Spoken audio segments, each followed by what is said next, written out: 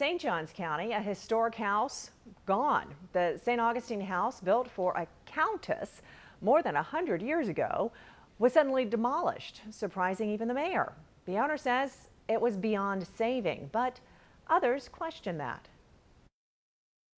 This is what the house at 11 Bridge Street looked like when it was for sale earlier this year. A stately house in St. Augustine built in 1888 for the Countess of Montjoye.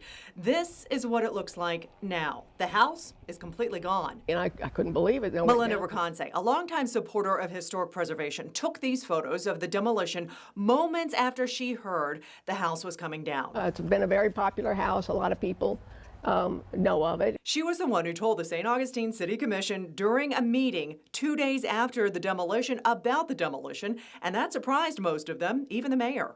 It caught me off guard. But Pat DuBose, who bought the house in 2016, says it had to come down. Because the building was in significantly bad shape, we couldn't even get a roofer to put tarps on the roof to mitigates the water coming through the building. She wanted to turn the building into an inn or bed and breakfast, but the city denied the rezoning request.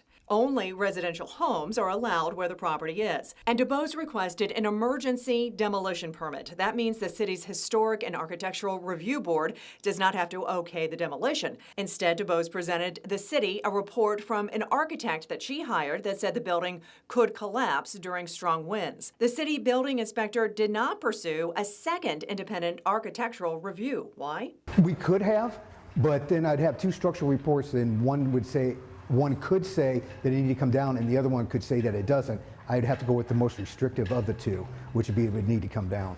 2 days after the property was sold, the building was demolished. The demolition permit issued to the seller. The owner tells First Coast News that tearing down the house was part of the deal with the buyer. As for Raconse, losing a historic house is not the sole issue here. We need to do something to make sure this kind of thing doesn't happen. And the seller of the property told me that a home will be built on the land.